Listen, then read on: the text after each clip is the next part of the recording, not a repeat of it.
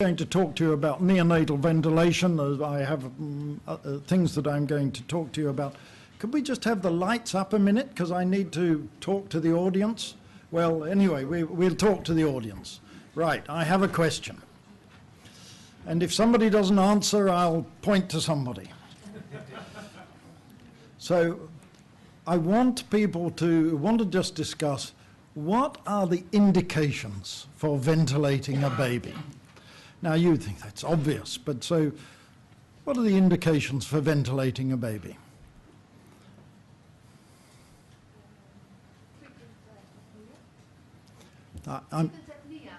Apnea, okay, top marks, top of the class, of course. The baby doesn't breathe, you ventilate it, easy. Okay, so another reason for ventilating a baby. Yes, okay, that's what I hoped you would say, because you've fallen into my trap. That doesn't mean much, does it? Can you define respiratory insufficiency?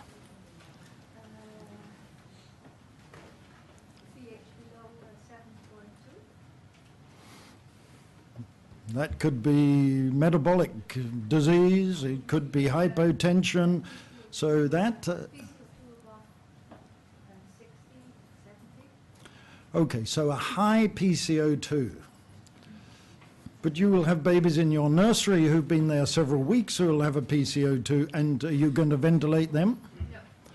No. Okay, so we've got apnea, we've got a high CO2, but just a high CO2 on its own.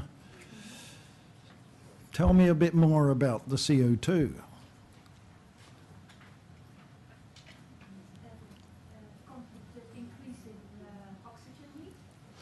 No, you've gone to oxygen. I want to stick with CO2. Anything else about CO2 which makes you say, I have got to ventilate this baby? It's got respiratory failure. It's rising. Okay, so it's not just high, but it's going up. The baby, come back to your first statement, it's got respiratory insufficiency. It cannot control its own CO2, so you've got to do it for it. So it can't breathe, you've got to do that. It can't control its CO2, you have to do that. Any other indications for ventilation? No other indications for ventilation?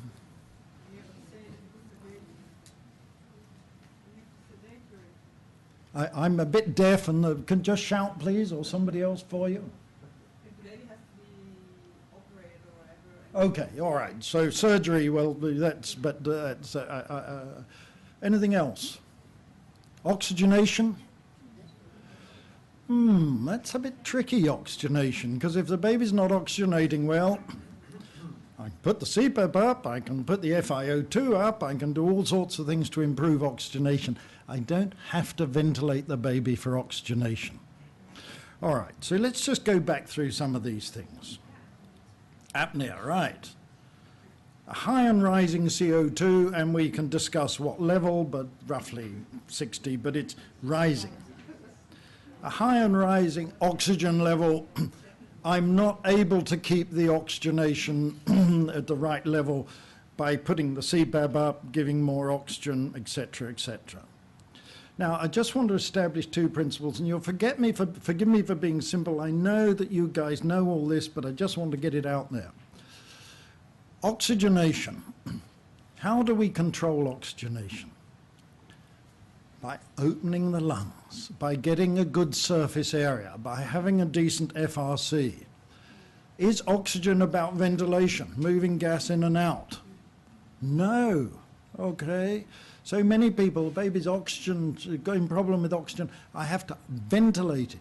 Well, yeah, but you've really got to get the lungs open. Gas does not need to move in and out in order to oxygenate. You need some oxygen in the lung, enough surface area for it to diffuse, blood through the capillaries. So you can increase the oxygen, you can open the lungs, open lung strategy for my Dutch friends, improve blood flow. That's oxygen. We haven't talked about gas moving in and out at all. How do we control CO2? Somebody give me an answer. Simple stuff for you guys. How do you control CO2? Bernard. Okay. Rate. What else? No. Tidal volume, thank you. Professor got it wrong. Hooray, professor's not always right. Okay, so CO2 is controlled by the gas going in and out of the lung and how fast it goes. You're sitting there doing it all the time. That's, if you're going to ventilate a baby who's got a high CO2, you have to change the tidal volume and change the rate. So for CO2, you need to move gas in and out, controlled by tidal volume, ventilator rate, spontaneous rate. And one of my themes that's going to come back is that neonatologists love to take over. No, most of the time the baby's breathing. You're a nice, kind neonatologist. You're there to help the baby. This baby can't breathe properly. You're going to give it some assistance. You're going to help the baby breathing. So we're going to alter tidal volume and ventilator rate. All right. Yeah, I'm just wondering whether I'd go through, jump to something else. Now, this is a bit of a passion of mine. You still read the papers, you read the books, and they say RDS is surfactant deficiency. No. RDS is immature lung that has been damaged. One of the problems is low surfactant. But they're not normal lungs, they're immature, and almost certainly they've been damaged.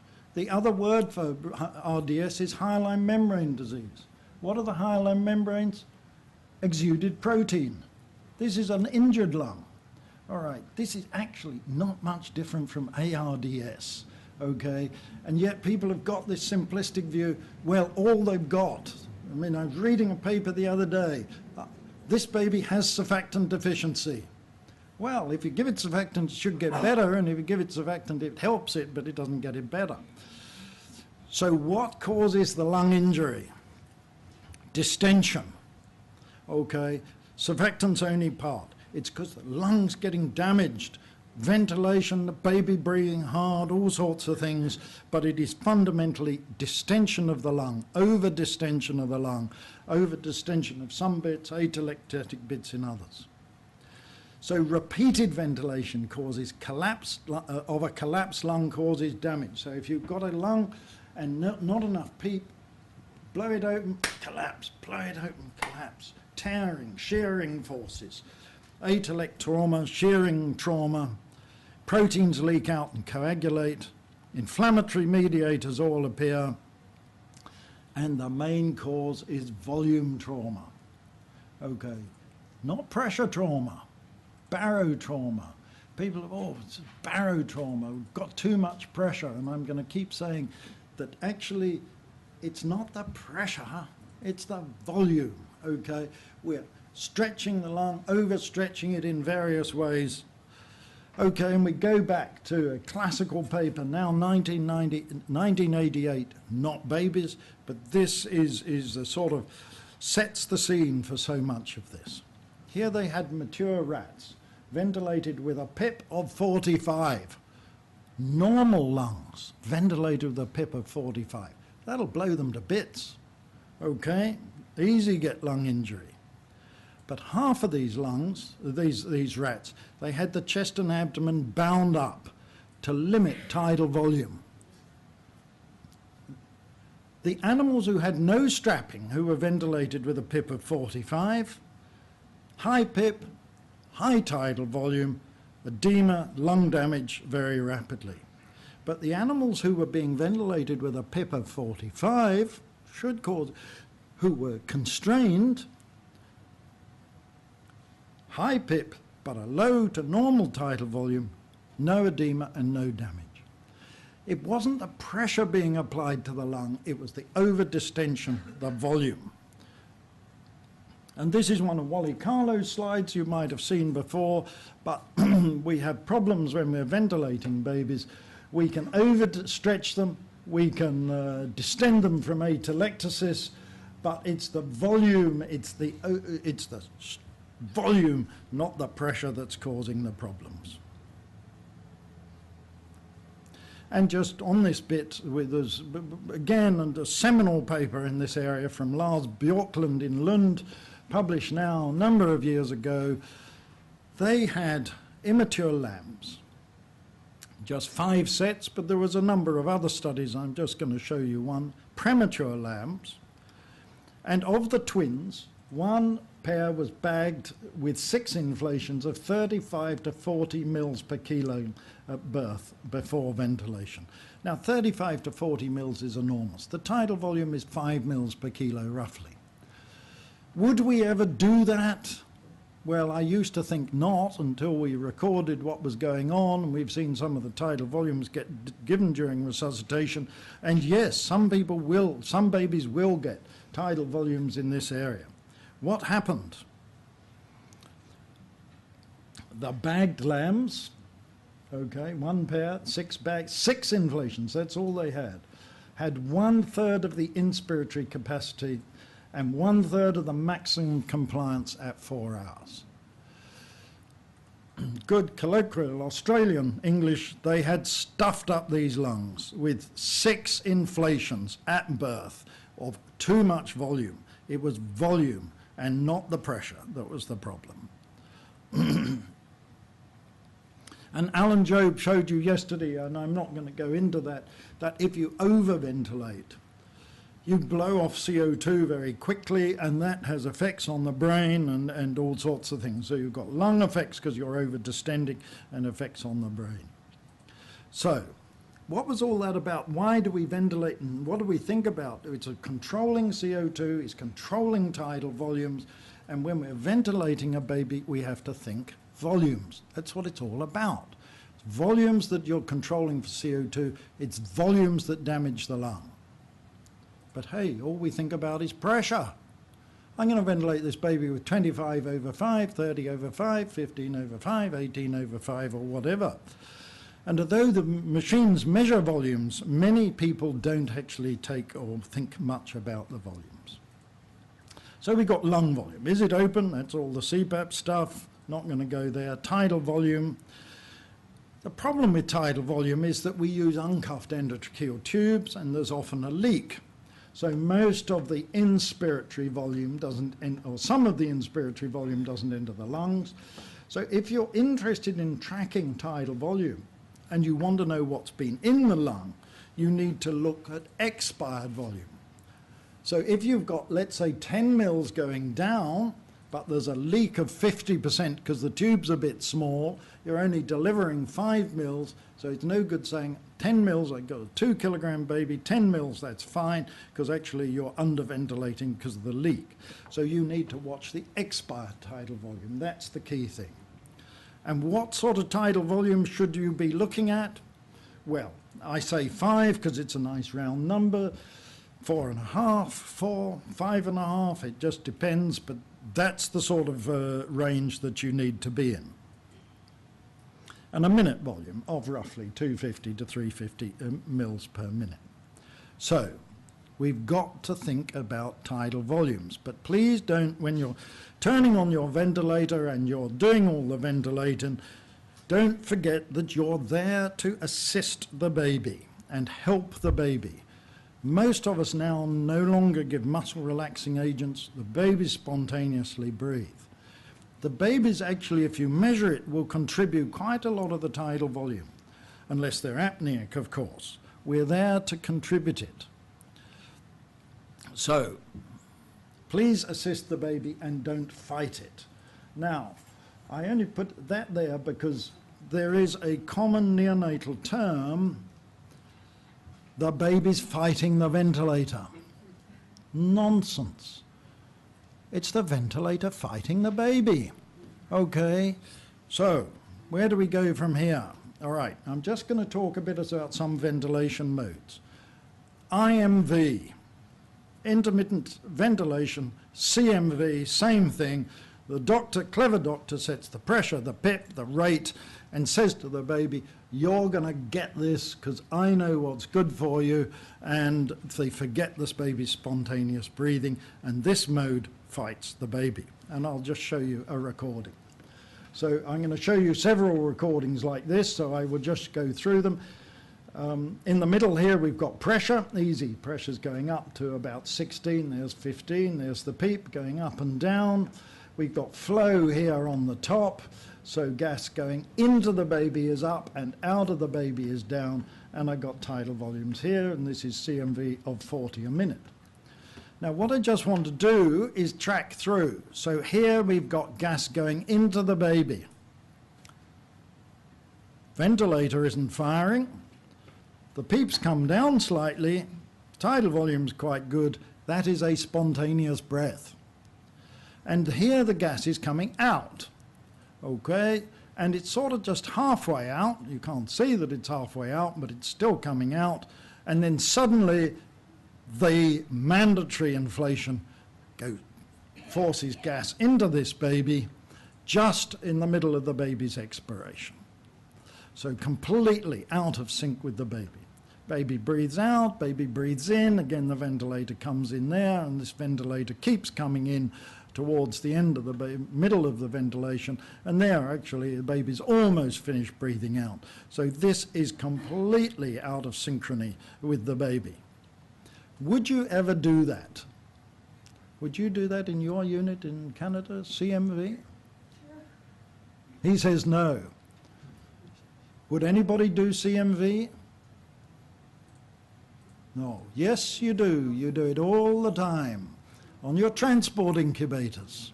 Okay, you have no triggering. On your transport incubators, you are providing a completely asynchronous ventilation mode, and I could show you a number of recordings like this, some of them even worse than this, the baby just taking a breath and the inflation coming on top of it.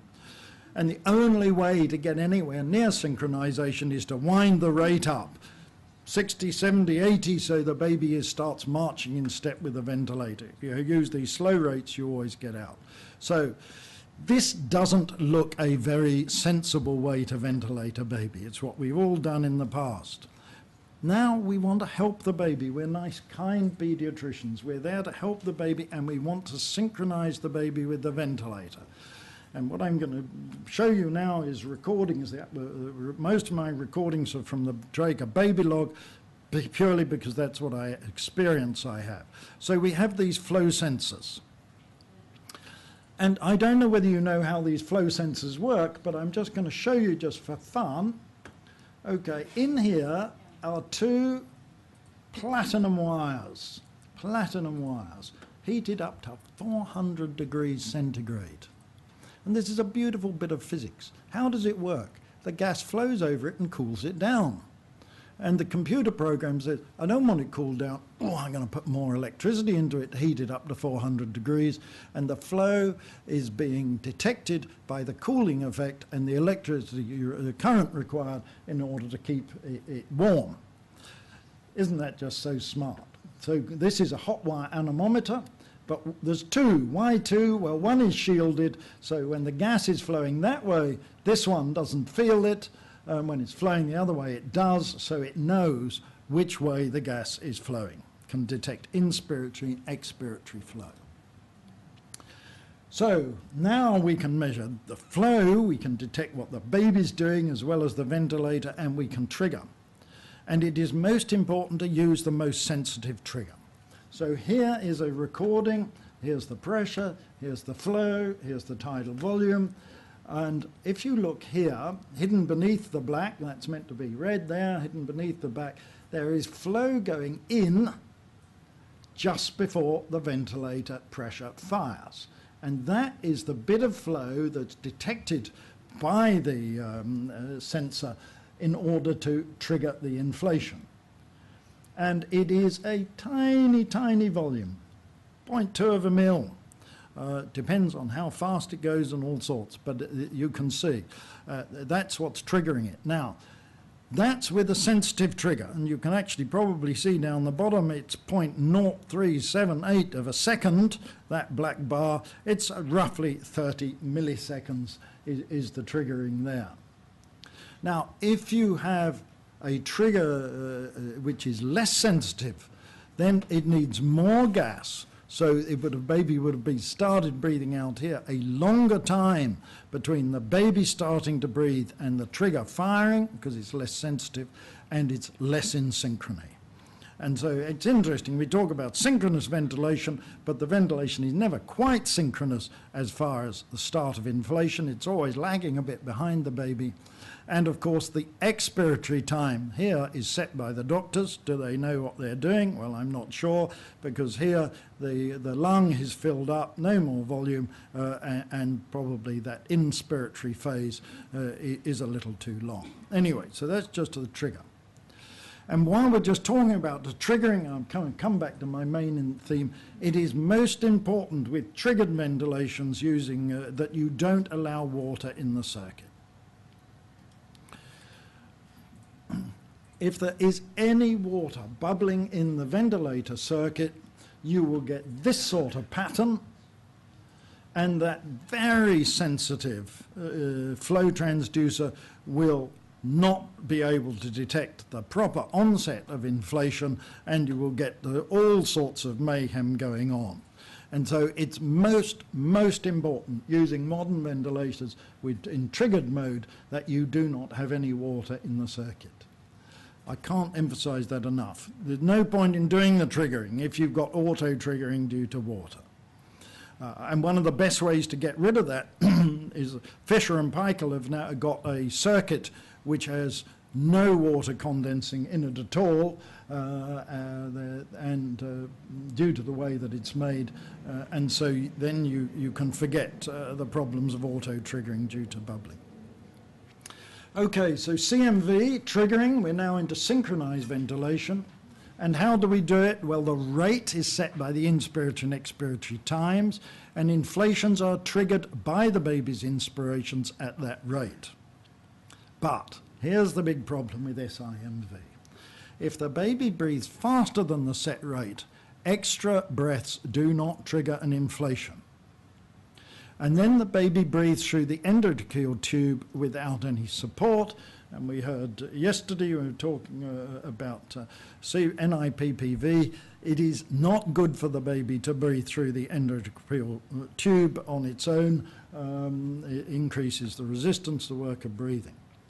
So just if you have an SIMV of 40 and a baby breathing at 70, which is quite common, there will be 30 unsupported breaths. But why are we ventilating this baby? It's got respiratory failure. We're trying to help it. So why only help it some of the time? Why do we give only support a few inflations and not all of them? It's history. Okay, we're locked into the problems of history. I suggest, and we can have lots of discussion, that there is no place for SIMV in modern neonatal ventilation. You want to support every breath the baby's making and wind down the amount of support and then go off onto CPAP. Don't make the baby breathe through the endotracheal tube.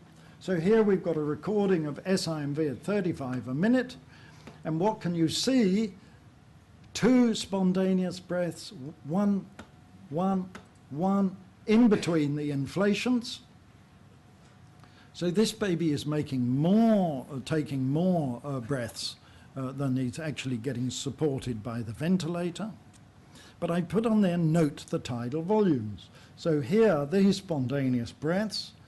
This is the tidal volume that the baby is generating, breathing through the endotracheal tube on its own, here and here and here. Yes, with the ventilator-supported breaths, the tidal volume is a little higher, but remember these are triggered, synchronized, so underneath here will be a tidal volume about like that. So all the ventilator is putting in is that bit extra tidal volume with this particular pressure, which is not very much. And you look at that and you think, why are they ventilating this baby? It's actually breathing remarkably well on its own. Get out of the way and put the baby on CPAP, NIPPV, synchronized, whatever you happen to have. But once you look at this, you think, what are we doing by We teach don't use endotracheal CPAP, and yet we're making this baby have endotracheal CPAP. Look how much of this is endotracheal CPAP the majority of the time, and that really can't be satisfactory if we're trying to support the baby. So I would like to convince you that what we should be doing is supporting every breath. Let the baby trigger every inflation. Assist control, as it's called in America, SIPPV as it's called on the Draeger baby log in Europe. I like assist control. Why? Because we're trying to assist the baby. And the control is if the baby's apnea, then it controls the ventilation. But I like the word assist. Okay, so here, each inspiration triggers an inflation. There can be more inflations than the set rate. You might set the rate to 40, but if the baby wants to breathe at 80, it will trigger an inflation. There are no unsupported breaths, no baby breathing through the ET tube alone. If it's apneic, it gets the set rate. Go up to 120. And to set the backup rate, well, we can discuss that if you like, but what you're wanting to do is support every breath the baby makes. If you've got the backup rate too close to the spontaneous breathing or even higher than the spontaneous breathing, then you won't have synchronized ventilation, you'll have mandatory ventilation. This mode, I suggest, is the main mode of ventilation if the baby needs ventilation, and you wean by reducing the pressure, not the rate. Okay, why not the rate? Because the baby's controlling the rate. You can turn the rate down, but if the baby's triggering every inflation, turning the rate down will not alter the rate. So here's assist control at 40 a minute. There's a 1 second marker, so this baby is breathing at least 60 a minute during that time, and it's getting assisted ventilation, even though it's changing its rate. So here's a backup rate of 70, and this baby is not getting any triggered inflations. These are all backup breaths. The rate is too high. Keep the backup rate low. I won't go there. We've got other things to discuss. Okay, so that's just a few backgrounds. So here you are on Sunday night in the middle of winter, and you've got a little preemie baby admitted to the nursery, and somebody, the doctor on, has to choose the ventilator settings that you are going to use. So let me just ask you some questions. My friend in the middle there. So there's this baby, 850 grams, gets admitted to the nursery, looks pretty good. What pressure are you going to choose?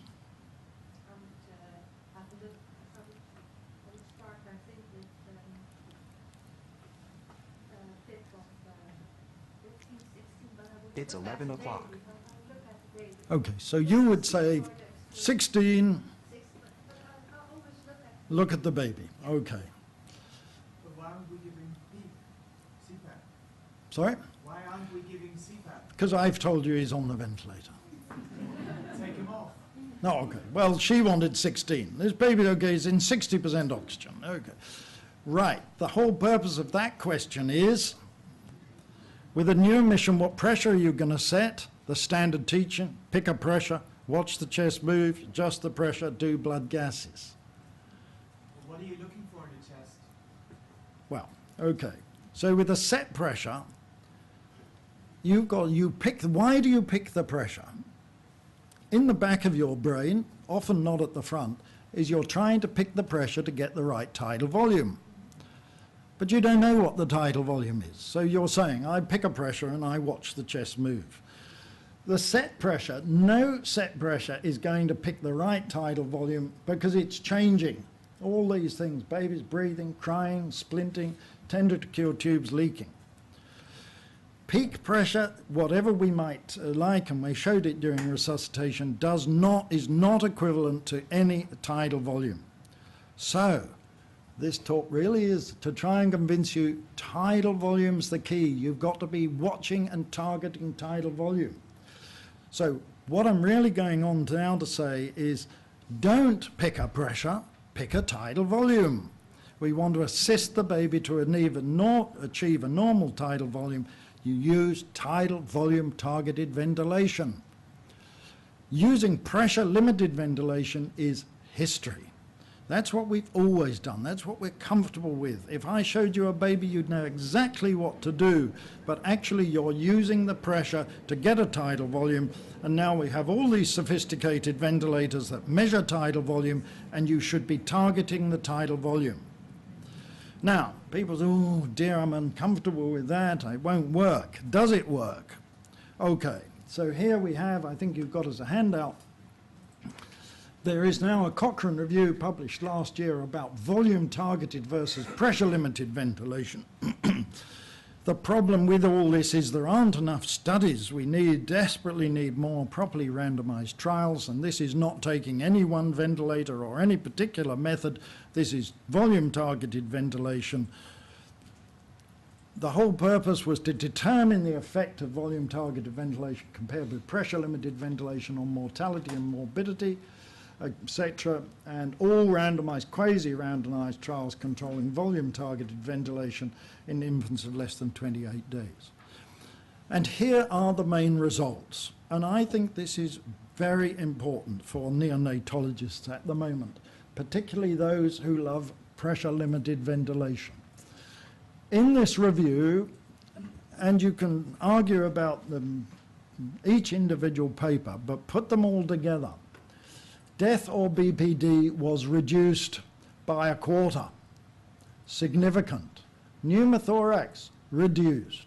Days of ventilation, reduced. Episodes of hypocarbia, reduced. PVL or grade 3 or 4 IVH, reduced. Okay, so if you believe this and you see this, you really need to think very strongly. If you've got modern ventilators that will do volume-targeted ventilation, why am I not using it? So let me just tell you about the Babylog 8000, and now there's the VN500, which works exactly the same way. I'm not selling these ventilators, it's just this is the experience I've got, so we can do all these things. What the ventilator does is it changes the PIP, which is what you and I do, to ensure there's a set tidal volume is delivered. So you have to choose. All the neonatologist has to do is choose the tidal volume. It's lovely, actually. The baby comes in, and instead of you, oh, golly, I'm going to pick a pressure, it might be 20, it might be 15, 16, you say, baby, I'll give you, you will have a tidal volume. 4.5 mils is what I use. You can have 5 mils if you like. To ventilate it, you do, you sort out what pressure, you change the pressure if it's needed. I'll go and have a cup of coffee and come back and see what you've been doing. It uses expired tidal volume because of the ET leaks. And one thing about the Babylog is that it's the only one that compensates for leaks. So if there's leaks going on, many of the other ventilators, the doctors have to change it. That's no good because it's varying all the time. One thing about the Babylog in volume guarantee is safety. People are always worried, oh golly, it might go wrong and start giving too much volume. If the inspired tidal volume reaches more than 130% of the set expired tidal volume, I haven't written it very well here, if the inspired tidal volume is more than 130% of the set expired tidal volume, it stops inflation. It will not go on delivering an inflation more than 130% of what you've set.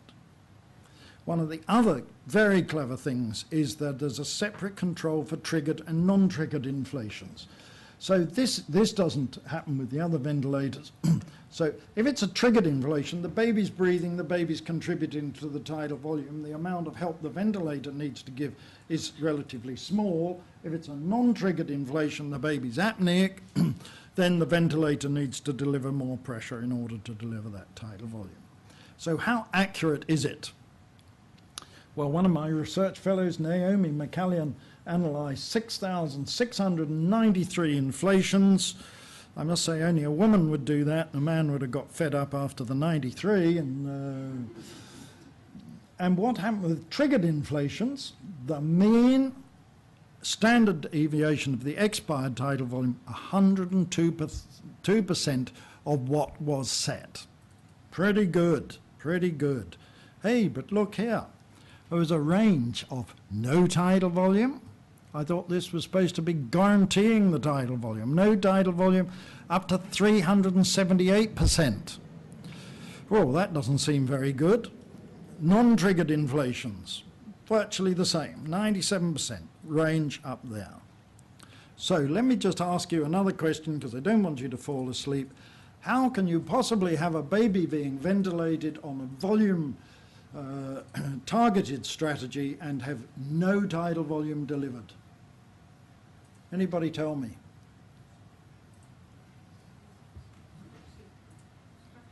You're all very reticent. Shout, please, I'm deaf. Not disconnection, no, the ventilator would straightforward alarm and say disconnect. Okay, the baby's doing what we call splinting. You're pressing. Okay, you've seen these little babies. They contract their abdomen, they stop the ventilator inflation, they get a desat and bradycardia. So if the baby decides it's going to do that, there is no tidal volume for a few breaths, and I'll show you some recording. How can it possibly, here's volume guaranteed ventilation, get a tidal volume 378%? The baby's taking a big breath, the baby's crying, okay? This ventilator is not going to stop the baby taking a big breath. It's going to control it. But if the baby wants to take a big breath, then the ventilator, continuous flow circuit, the baby can take what it likes. So people often see this and say, oh, these ventilators are hopeless. Look, it's not really guaranteeing the tidal volume. It's guaranteeing it as best it can under the circumstances, and certainly those low ones due to crying and splinting. Okay, so here's volume guarantee working. Have I got the right thing? Okay, so now, all right, this baby has a set tidal volume of 3.2 mil. It's a tiny baby, okay. And the arrows represent the expired 3.2 mils. And so you can see, let's take this breath, the expired tidal volume is just slightly more than the 3.2 mils. So what does it do? It puts the pressure down for the next inflation. One of the problems with targeting expired tidal volume is that it alters the pressure for the next inflation. It's a compromise. And you can see that for each one of these inflations, the expired volume is bigger than the set, and so the pressure goes down, down, down, slightly down, and then at the end here something funny goes on and the expired tidal volume is actually not as big, and it just starts to wind the pressure up again, and it's working from one inflation to another. So here it's going breath by breath, inflation by inflation. Now, we saw this happening. And if you read the Draeger manual, this is volume guarantee, assist control, it says the pressure will not change by more than about 3 centimeters of water. And here it's going from 5, 10, 15 up to 30. And when we saw this, we said, oh, ventilator's broken. How can it? This is dangerous. It's terrible. Okay, we ring up the Draeger people and get in touch. No, this is normal. And what is happening is we've got the backup rate too close to the baby's spontaneous rate. And so this is a triggered inflation, that's a triggered inflation, that's a triggered inflation, that's a triggered inflation. And these big ones are backup inflations, non-triggered inflations. Okay, the baby just, it's slightly modulating its respiratory rate.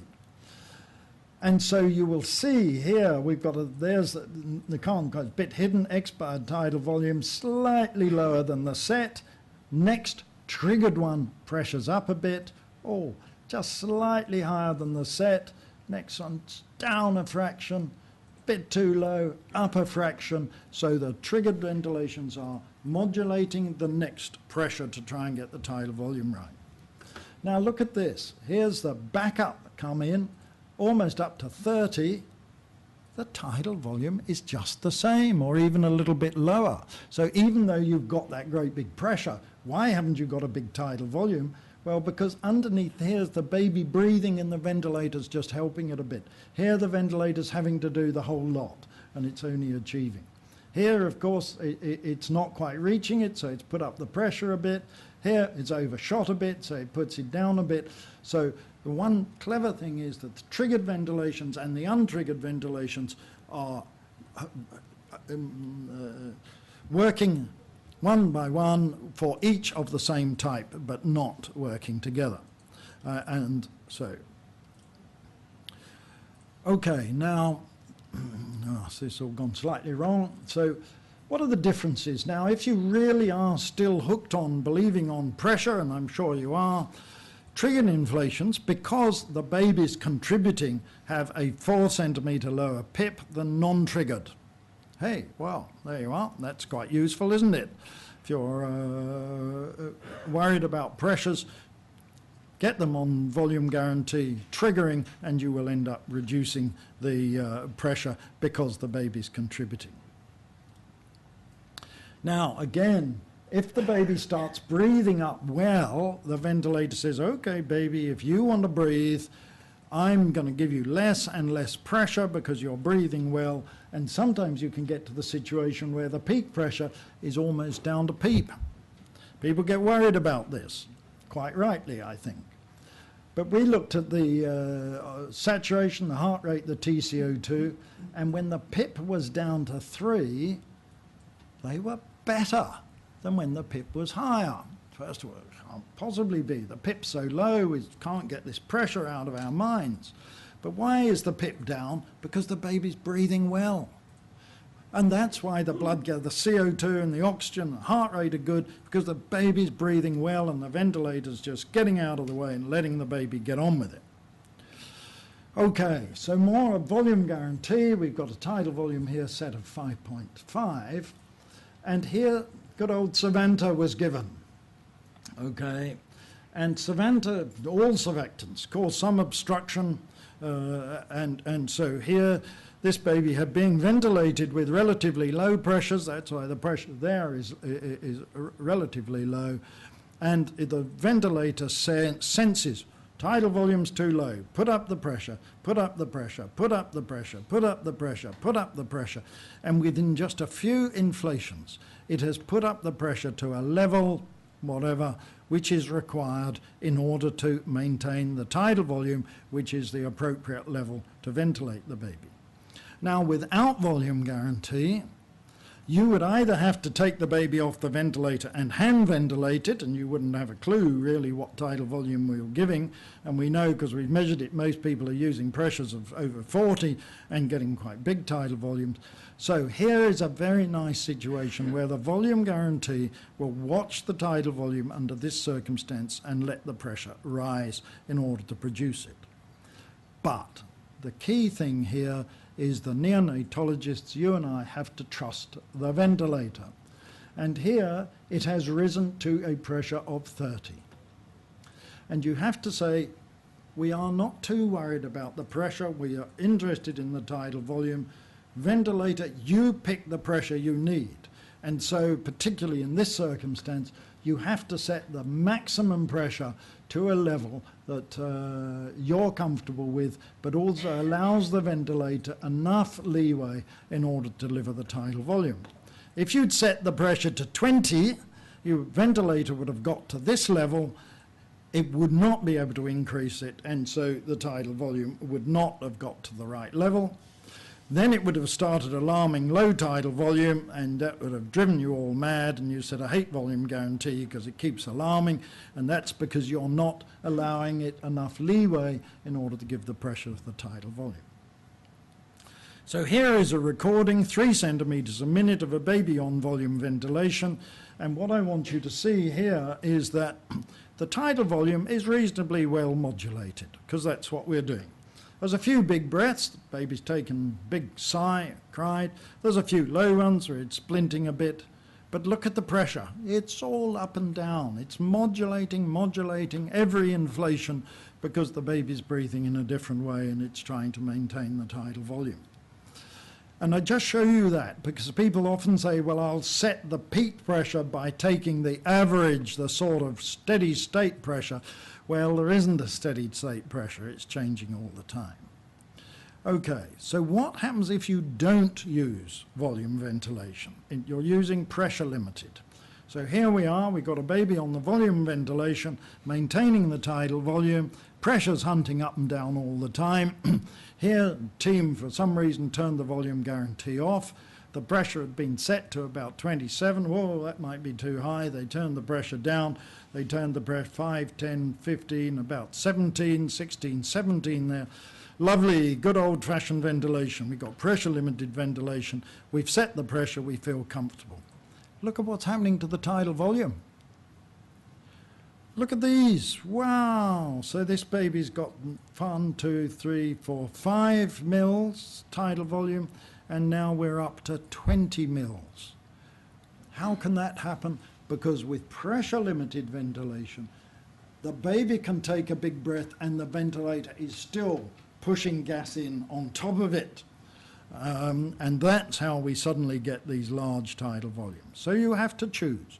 Do you want a nice even pressure with the potential of getting very large tidal volumes at times because the pressure is coming on top of the baby, or do you want a slightly chaotic pressure but a better tidal volume?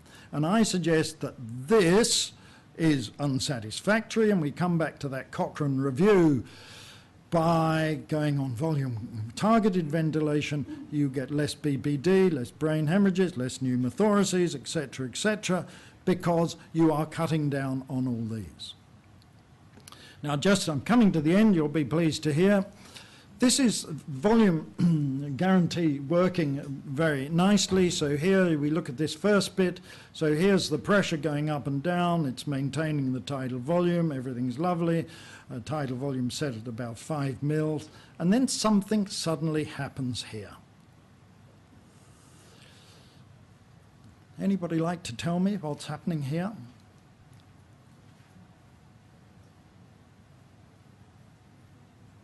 Any volunteers?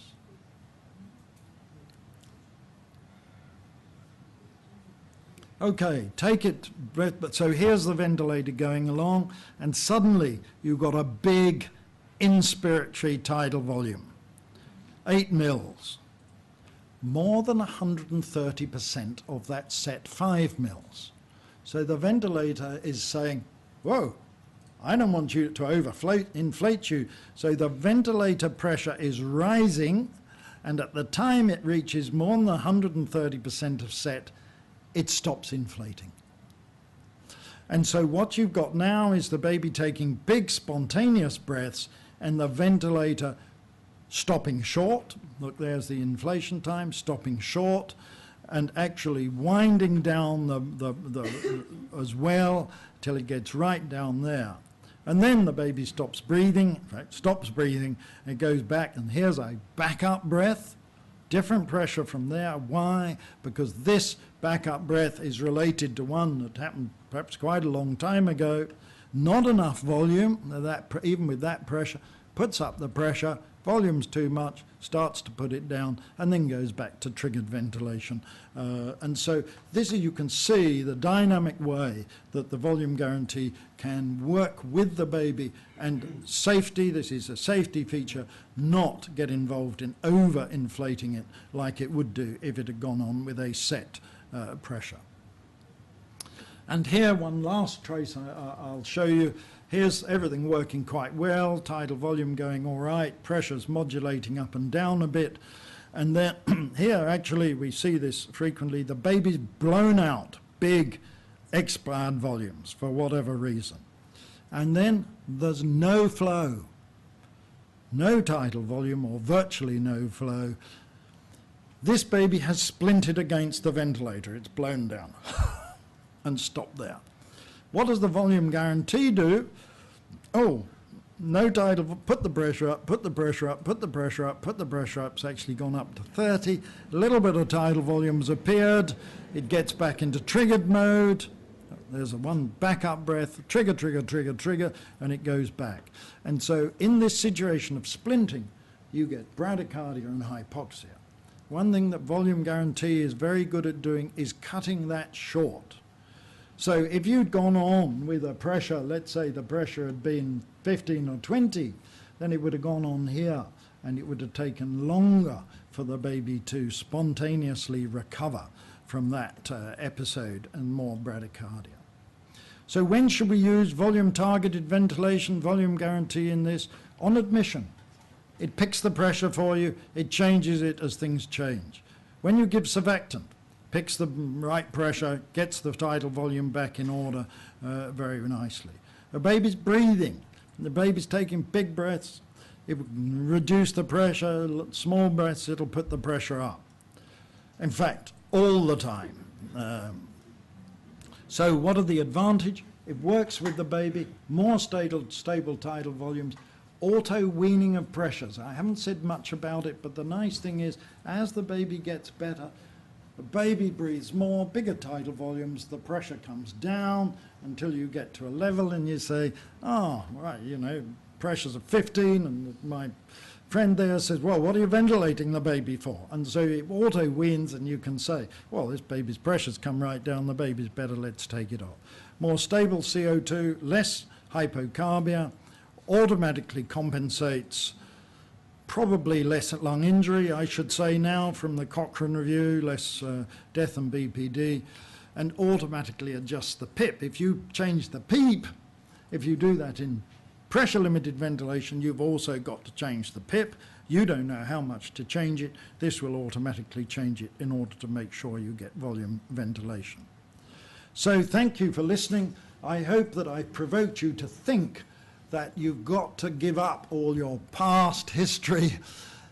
Pressure-limited ventilation was all we could do. Now we can target the real thing that's important, the tidal volume, and we can modulate the tidal volume. We should be changing to doing volume ventilation for all our babies. Thank you very much.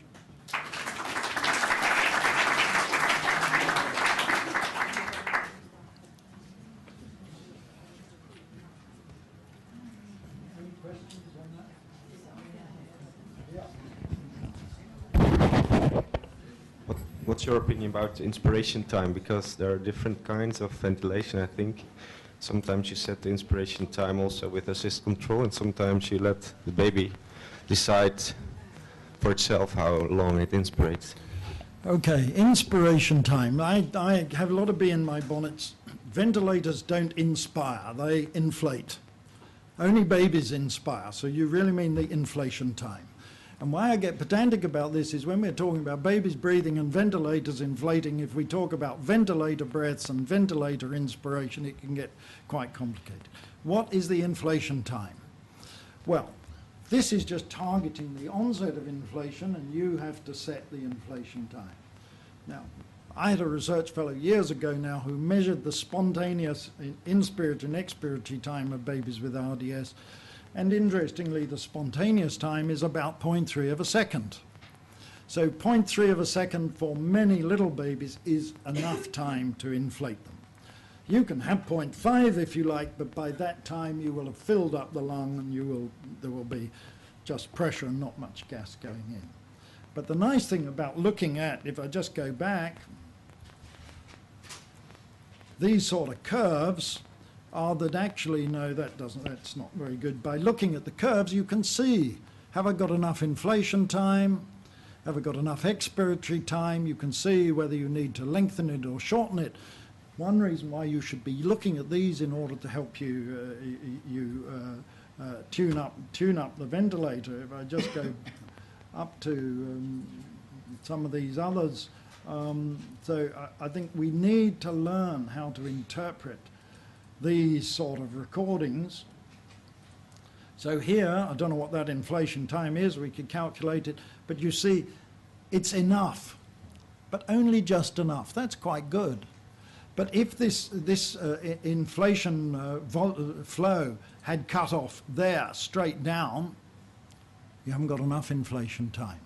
And you would have seen the tidal volume going up, and it reach a peak, and it drop off. So you can determine from this, have I got the inflation time right by reading the recordings? But for most preterm babies, 0.3 is pretty good. So if you have it much longer, the baby is very determined and will breathe out against it. And yeah, another thing is if you've got a baby with meconium aspiration, diaphragmatic hernia, all sorts of other things, you might need a different inflation time. How are you going to know? By looking at what the recording shows. So you don't use the settings that the baby can decide the inspiration time for himself? So what the, like pressure support? Yeah, so the Draeger calls it pressure support ventilation. Yes, that's fine. That's all right. Nobody's shown that it's a great advantage, but I think you'll find that most of the time, well, it depends on the gas flow you use. If you've got, look at this gas, the pressure's rising very fast. And in fact, we're getting it filled up. If you had a slower gas flow, the pressure would rise slower, it would take longer. You would get a longer inflation time. That might be better. But yeah, PSV is fine, but you need to just make sure that you've given it, a bit like the volume guarantee, you've given it enough inflation time. Don't put it on PSV and set the inflation time to 0.3 of a second, because a lot of the time it'll want to go a bit longer. Yeah, but I like watch the recording. Can I ask one more question? The new machines also measure tidal volumes with high frequency oscillation. Do you use that? This is the new VN500, so it does volume guarantee high frequency. Fascinating. You do some studies. Tell us whether it works and what it's doing. I mean, this is a completely new mode. Might be interesting, might be good. We just need some reports. So just have a series of babies and you have them on ordinary high frequency, change to volume guarantee, tell us whether it's making any difference and what's happening. So would I use it? Not until we'd studied it and we had some confidence as to what it was doing. What do you aim for when you adjust the flow? The flow, I'm not quite sure what, how, so most of the time you can set the flow on the ventilator 6-8 litres. Yeah. Okay. But the flow, so this is the rate of flow in. If you have a flow that's very low, 3 litres, let's say, it takes much longer for the pressure to rise. And then if you set your inflation time to 0.3 of a second, you might not actually deliver the tidal volume in that time. So, you know, we've looked at flows and we've got papers coming out about flows. And actually for most babies, of setting a flow of 8 litres, 6 litres is just about right. You can, you'll get your inflation in about that 0.3 of a second. Do you aim for the control of the pressure? I'm more interested in just seeing that I have had enough time to deliver the tidal volume. So I'd quite like to see a little plateau on the tidal volume, perhaps not as long as some of those, more like that, but look at the flow curve. So for that inflation time and that flow, we just filled up the lung, no more going in, terrific. And so again, I mean, that's another talk. People, modern neonatologists have got to learn how to interpret these flow curves in order to tune up the ventilator to each individual baby. Excuse me, which are instead situations where we should not use, if there are, volume guarantee? An example, in baby with pneumothorax, can we use volume guarantee or other situation? Thanks. Only if you can't ventilate the baby because it's got stiff lungs and you need high frequency. And people will often say, I mean, nobody's said to me today, but the problem with volume guarantee is the tube might be down the right main bronchus and you're putting that 5 mils per kilo into one lung. You're doing exactly the same with pressure-limited ventilation. Okay, you've no idea, once the flow has passed, the volume's passed, you don't know where it's going in the lung, you know, it's all upper lobes, left lobe, right lobe, whatever. So, I mean, there are potential problems, but I don't see any situation in normal neonatal ventilation where you wouldn't want to target the tidal volume, which comes right back to the beginning of the talk, is what we're doing anyway. If you pick a pressure, you're picking a pressure to get a tidal volume, whether you know it or not. CO2's high, oh, I'll turn up the pressure. You're turning up the tidal volume. Let the ventilator do it for you. It's an interesting observation that most neonatologists are more concerned about the fact that they develop a pneumothorax without appreciating that occasionally you develop that because you've suffered some polytrauma. And the second thing is that we often fail to recognize the significance of atelectic trauma. So it doesn't really matter whether you use, as the last speaker was saying, volume guarantee or pressure support or pressure limited ventilation. If you have it down the wrong main bronchus, you have it down the wrong main bronchus, and your risks are essentially the same for a totally different reason, not associated with your modality of ventilation. Of course, with volume guarantee, if the tube is in the right place and slips down the right main bronchus, what will it do? It'll suddenly put the pressure up because it needs more pressure to get it in. And so you've got people then watching, hey, I was ventilating this pressure very well with a pressure of 15, now I've suddenly got it's picking a pressure of 25. Something's happened. And you would not know that in pressure-limited ventilation because it would just go on delivering the same pressure.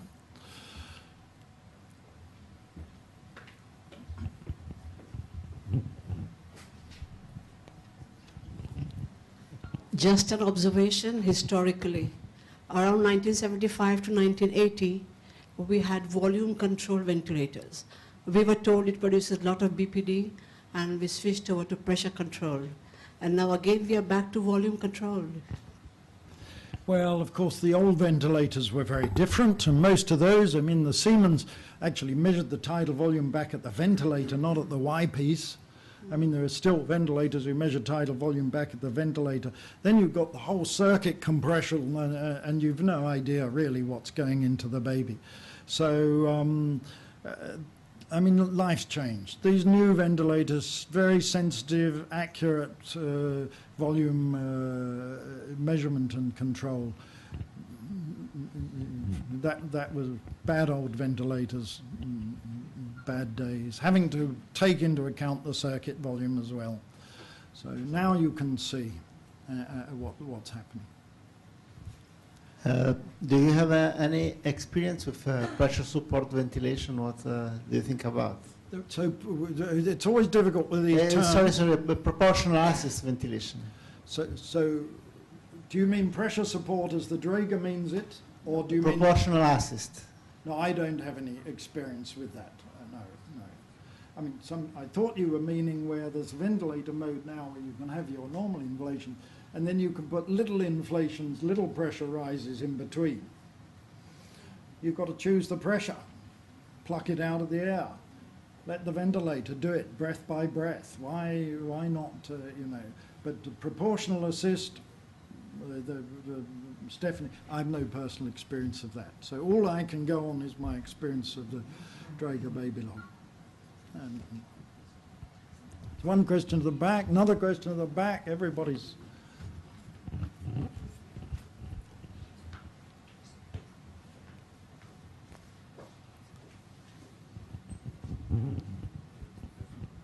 You talked about baby log. Do you have any information about other machines like SLE or doing the volume guarantee? No, I mean the Cochrane review was a number of papers with different ventilators and different volume targeting strategies. I think it's important.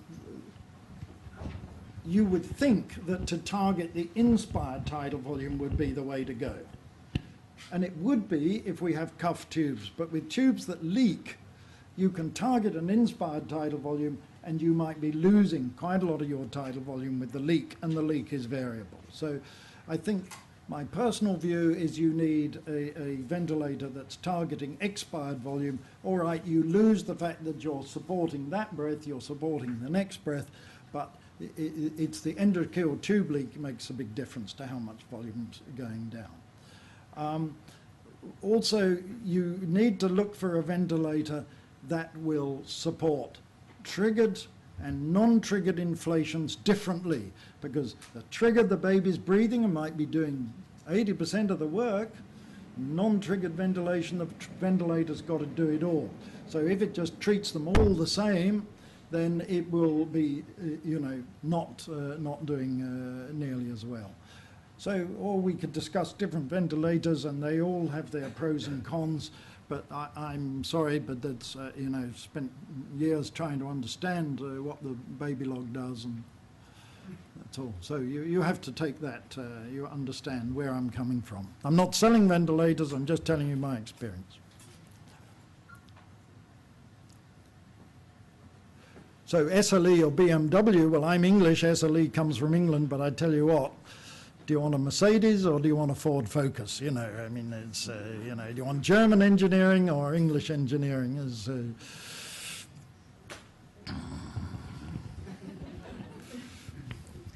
When there are a lot of secretions, I have a lot of problems with the volume guarantee mode. Actually, it doesn't capture the effect. Volume expired. There's a lot of leakage. When there are secretions in the lungs, let's say after 5 days, after admission, for me in the clinical setting it's very difficult to handle with the VG mode. I don't understand that. I mean, first when the infant has a lung disease with full of secretions, it's very difficult to record all these graphics that you've shown. I'm sorry, I don't accept that. Why should it be difficult to record the tidal volume that's going in and out? It's for me it's not reliable because there are a lot of secretions that occlude the etude. Well, I think, I mean, if you're really getting secretions that are occluding the endotracheal tube these days, you haven't got your humidification right. I mean, that used to be a big problem. Now, with good, warm, very humid gas going in, tubes blocking with secretions is become very, very uncommon in the majority of babies. So if you've got a lot of secretions, that really is a matter of not quite getting the humidity right. What temperature are you running your ventilation gases at?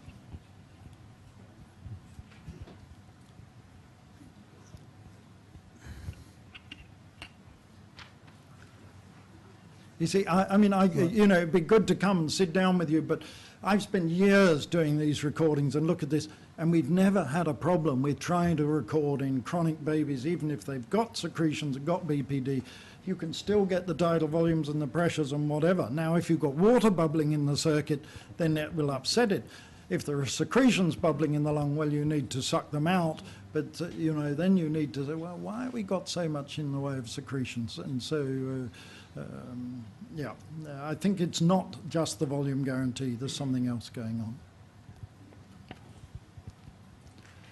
Any more? No, I think one more. Time for the next speaker. Sorry, I was waiting for the last. If you can go on your last graph, if you can, please. The last graph. Yeah. The one which was showing high pressure. Yeah, that's the one. That one? Yeah, that's the one. Now, the ventilator is trying to put more and more pressure going up and up and up, but there are no flows and no volume guarantee. I mean, shouldn't we be looking for tube block at this stage? Well, a good point. And the ventilator is likely to alarm tube obstruction. Okay. Also, the Draeger does that? Yeah, the Vega will alarm tube obstruction. Okay. But look what's happened. Nobody sucked out the tube, and it suddenly got better and gone back to where it was. And we know, because we've measured them, this is the baby tightening up against the ventilator. This is splinting. And one of the things is that as soon as this happens, I forget what it is, got Stephanie from Draeger in the audience somewhere if she is, about three things, and it'll alarm tube obstructed. But don't believe the tube is actually physically obstructed with secretions, and people start opening it up and sucking it out and losing lung volume and all sorts of mayhem going on. You can see, how do I know it wasn't secretions? Well, got better and it's gone on for minutes or hours without any further trouble, and there's no secretions to be heard. So this is a baby splinting. So how long can you tolerate this pattern? Pressure of 30. Okay. I'll tolerate it as long as that's what's required, because look at the tidal volume that's being delivered. So you have to go back to the beginning. It's not the pressure that's injuring the lung, it's the volume. We're hardly getting in any volume. Now, I mean, typical of me, I'm exaggerating that for emphasis. That pressure will be distending the trachea and the main bronchi. So you will be getting a bit of pressure there, pressure injury.